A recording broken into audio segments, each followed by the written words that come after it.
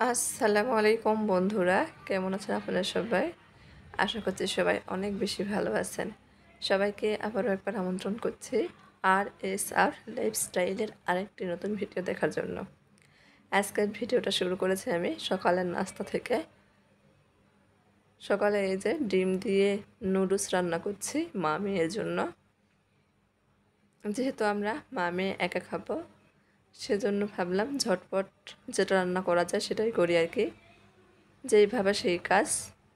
এই যে নুডলস রান্না প্রায় হয়ে গেছে। চুলা বন্ধ করে মেয়েকে খেতে দিয়ে দিয়েছি। মেয়ে আবার টমেটো সস ছাড়া খাবে না, উপর থেকে একটু সস দিয়ে দিলাম, নেড়েচেড়ে মিশিয়ে নিচ্ছি।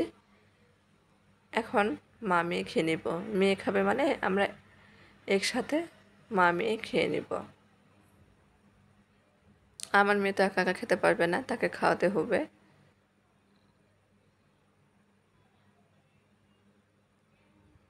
তাকে দিয়েছি তুমি একা একা খাও, সে বলছে মা উঠছে না, তো খাবো কীভাবে?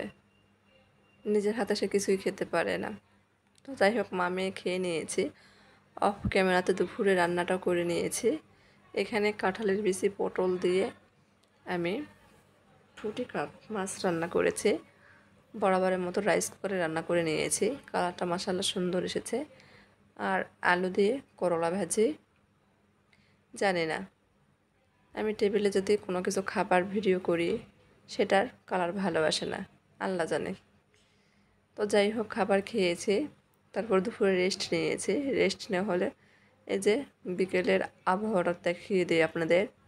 দেখেন মেঘলা আকাশ, কিন্তু আমার কাছে দেখতে ভালোই লাগছিল। পরিবেশটা খুব সুন্দর, তাই না? আমি কিন্তু এটা রান্নাঘর থেকে ভিডিওটা করেছি। বাইরে আমাদের বাসার চারপাশে যেহেতু পাহাড় আছে, পাহাড়ি এলাকা, চারদিকের পরিবেশটা দেখতে কিন্তু অনেক ভালো লাগে। ভিউটা অনেক সুন্দর আসে। চারদিকের ভিউটা খুব সুন্দর লাগছে, তাই না?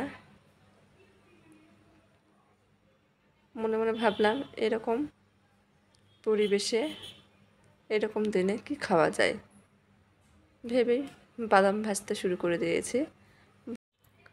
আজকে বিকেলের নাস্তায় চীনা বাদাম ভাজা, চাল ভাজা, ছোলা ভাজা এগুলি করে খেয়ে নেব।